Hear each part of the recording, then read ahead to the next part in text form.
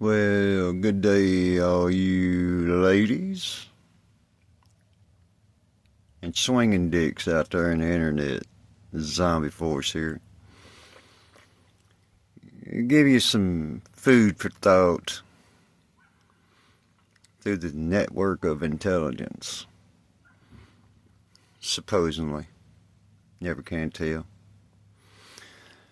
So I've heard some chatter and some static through the G.I. Joe network of Army men and the soldier types, and let's just solve it with a gun.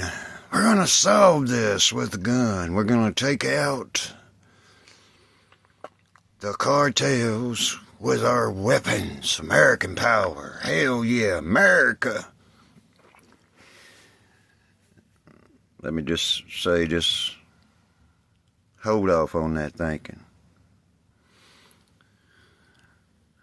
A lot of times people are out to think the worst of the worst, not the best of the best of the best. The intellect, the intelligence of things. So I remember back in the day, I'm going to tell you a little story and then I'll get to the point. Back in the day, find them all the time, Old American thinking, we're going to put all this cash currency. You have to understand that, cash currency.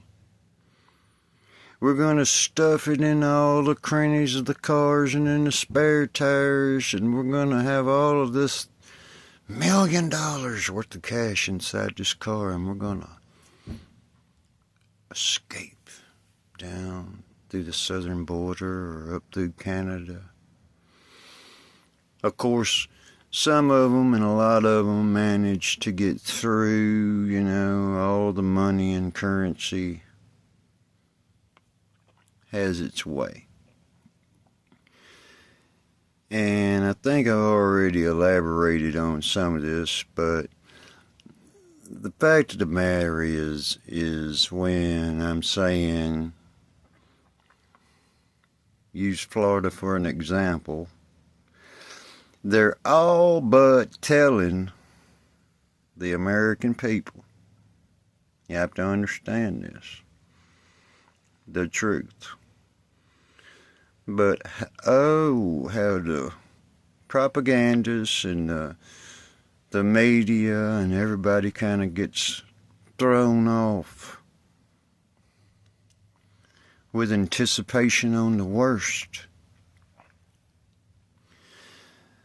Now let me explain something to you in a short again. Inside all of the trillions of dollars that are created by the banking institution inside the United States, if you just want to know this, the trillions of dollars that cause major properties to exchange hands, how bank buyouts happen, who's the best at controlling or handling or profiting on all of these trillions of dollars of digital currency. See, here's the fact. Most rock-headed people, they just damned and determined, they think that they can't even understand what the word quantitative easing means.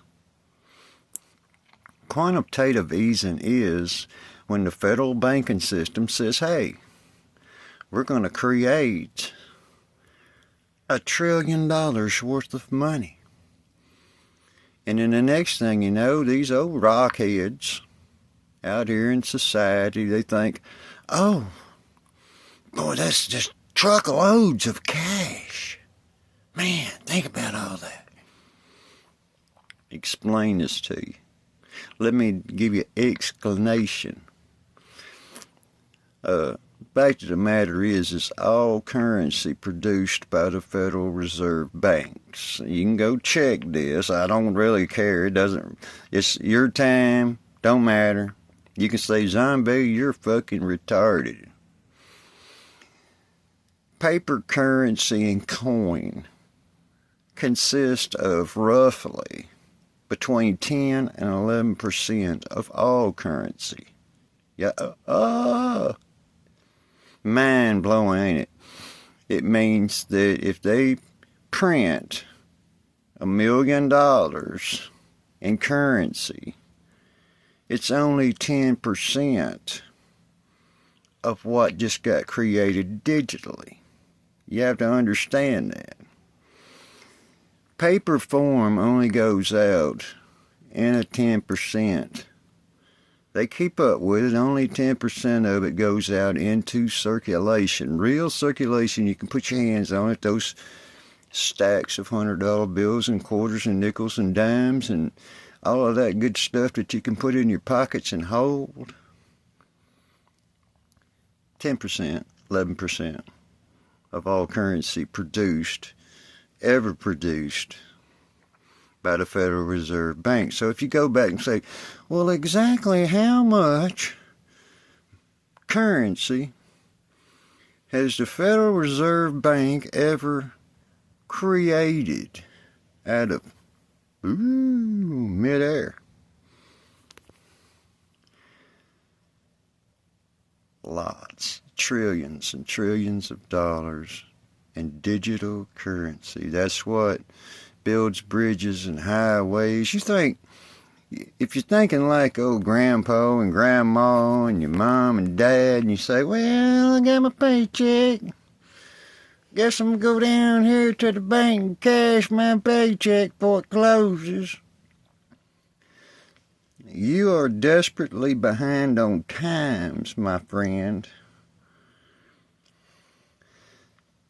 It means that all of the nefarious activities of cash that have flown into the ghettos, into the gangsters, into the rooms full of money, this paper money, all of these rooms full of carloads of pallet loads of cash that's flowed into the hands of the old cartel.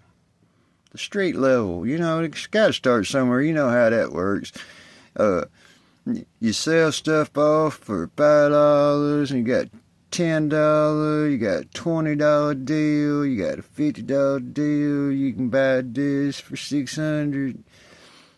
It's a cash exchange. You don't just walk up to the damn street dealer and say, hey, I want to buy a $20 sack can I use my ATM card? Do you accept credit cards or bank cards? So, in thinking, in the intelligence, it says, 25% tariffs on Mexico and Canada. And they say, oh, shit. Oh, shit. What gives the government the power to do such things? And then Colombia all of a sudden says, oh, fuck yeah, we're going to send our fucking presidential fucking planes to get these fucking people. It's okay. We're going to take them back.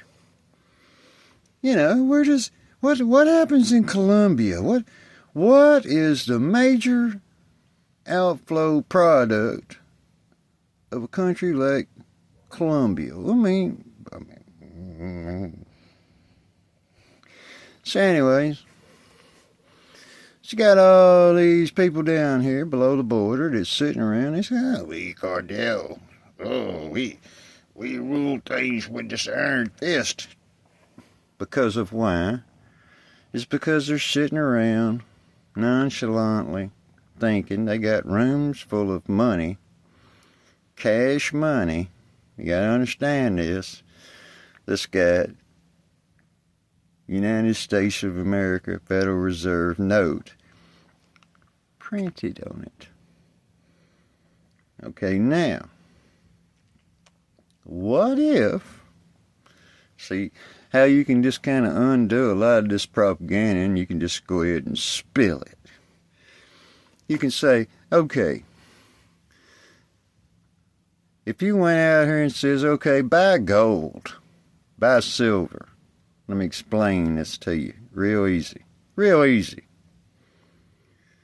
It means that all of the money that's in present currency, in digital forms and printed forms, all of that money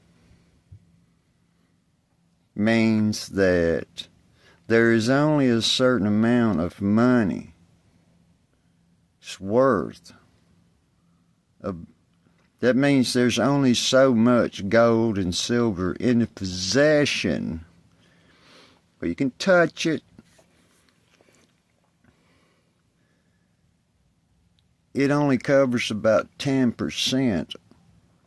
You have to understand this. It doesn't matter. You can go online and say, I'm going to invest my money in gold. I'm going to buy me some gold and I'm going to buy me some silver.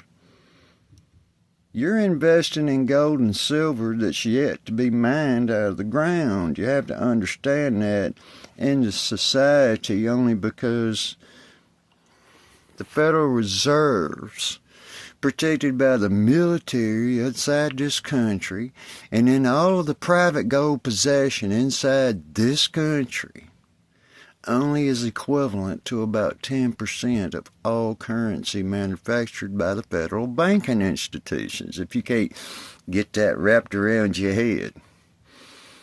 And then you're thinking, oh, we're going to go to gold. We're going back to gold. We're going to start spending gold coins and silver coins.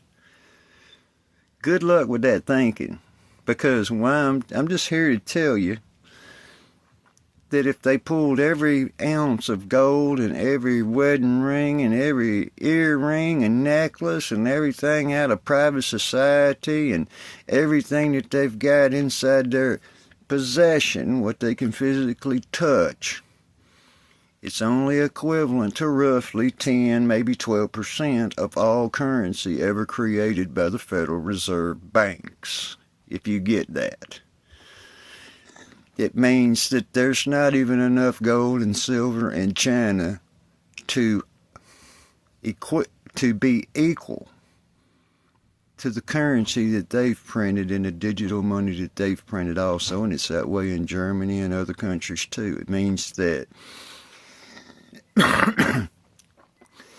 in Rome, back in the day, when the Roman gold coin came out, and they said, oh, we trade in gold and silver coins. And over time, see, the more and more and more currency that was needed because somebody borrowed some money or somebody done something, the amount of gold on hand was not equivalent to the market, which means people having to have it because they're selling merchandise, they're making swords and shields and battle and everything else, and everybody's got to get paid, but there's not enough physical gold to get everybody paid. They're going to pay them, you know. They added lead to the gold. And over time it becomes so diluted that the Roman coin become worthless in a sense. It was like gold plated or something, you know, it just kind of. Inside the United States, to produce, let's just say, the government deficit, let's say $37 trillion. There is less than $600 million in gold in possession of the federal government. You have to understand that.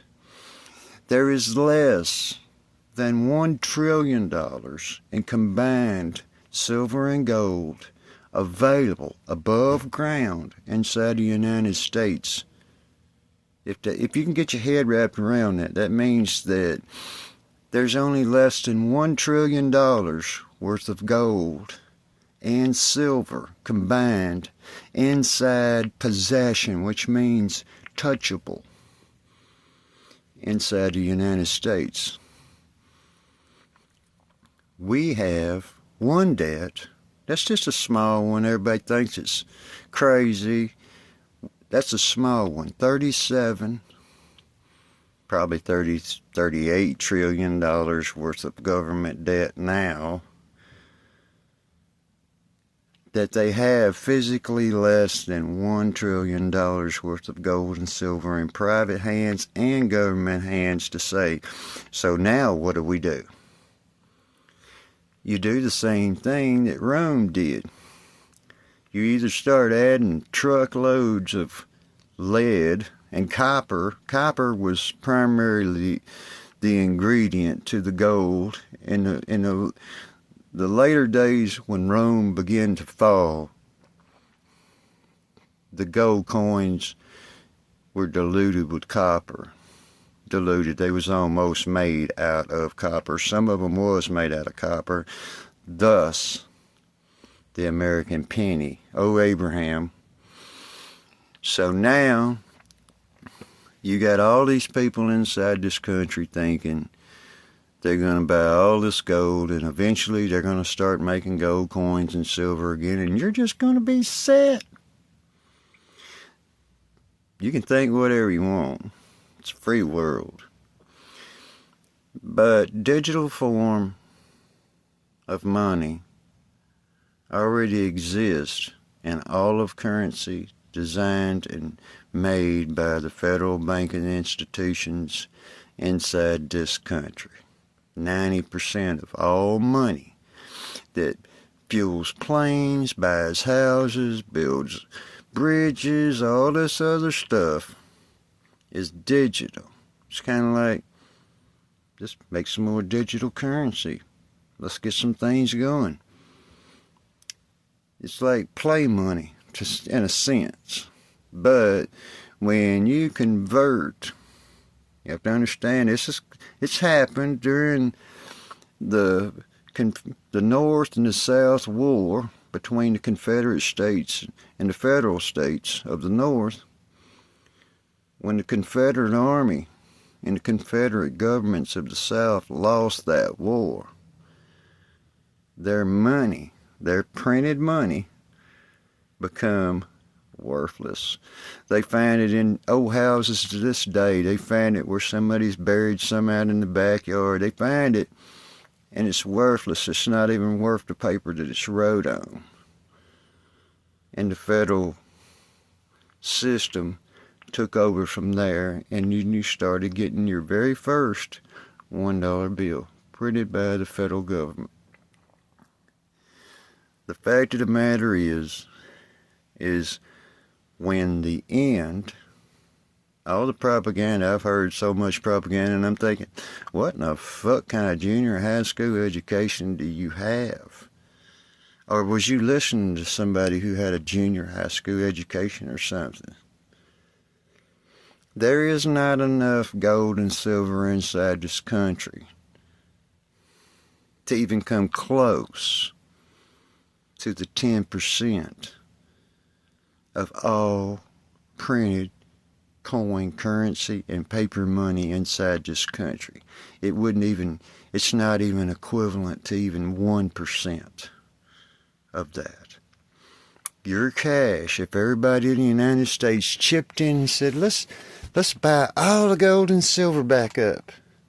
And it's a miracle. We're going to put gold and silver back in circulation.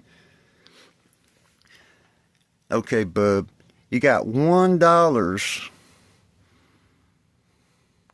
You got to understand that. You've got 1% maybe of the total amount of currency that's ever been created by the federal government, there's only less than 1% of that's available in gold and silver inside the nation, above ground, in government and private circulation. So now what are you going to do? You're only going to have money in one state? One little state? A few little counties maybe down there, they might have some? Everybody else is just going to have to just go back to bartering, because that's what it is, believe it or not. During all of this thinking, when they're trying to say, hey, we need to just switch over to an all-digital form of money and currency inside the Federal Reserve Bank, and everybody says, oh, we don't want to do that, we don't want to do that, we want to hold ours, we want something tangible. We want a piece of paper that's not worth we want something that's not even worth the paper that it's printed on in our pocket.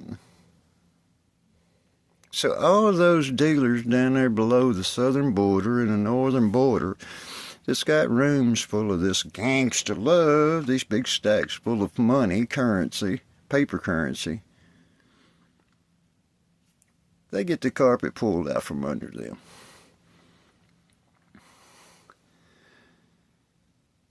Don't go thinking too hard. It's okay to have a little bit of gold and silver. You know, I'm not saying anybody can't have one. Go buy your lady something nice to wear around her finger, or buy her some jewelry, because in all sense, that little bit of gold and silver that's in existence, you have to understand that, versus the wealth created, the houses, the infrastructure, everything that's been created in society, it can't hold a candle to that. You have to understand.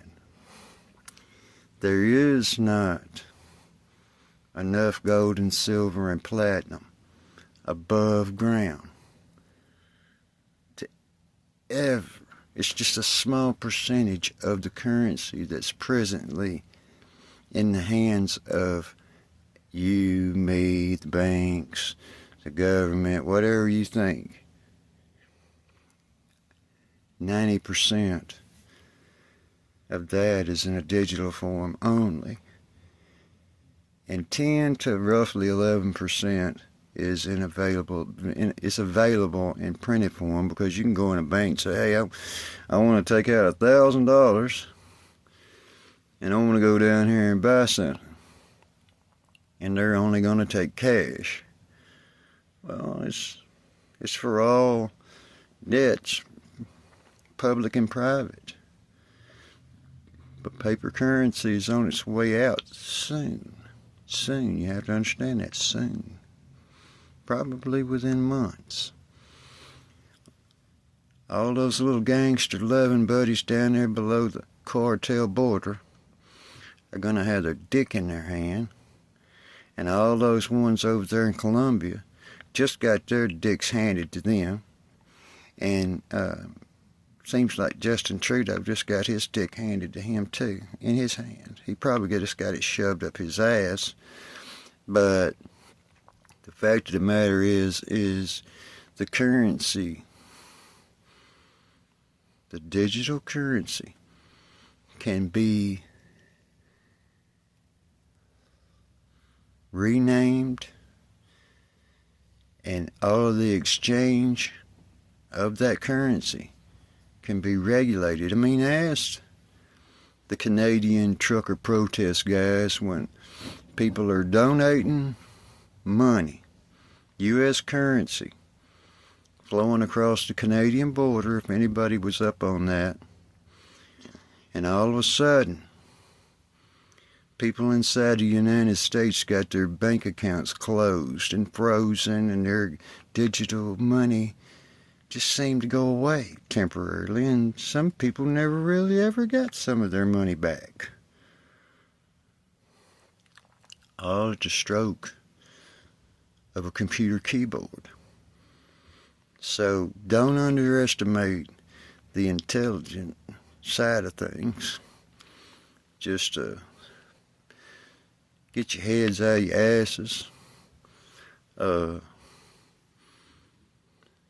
inside modern technology and understand that 90% of all currency in existence inside the United States is already digital.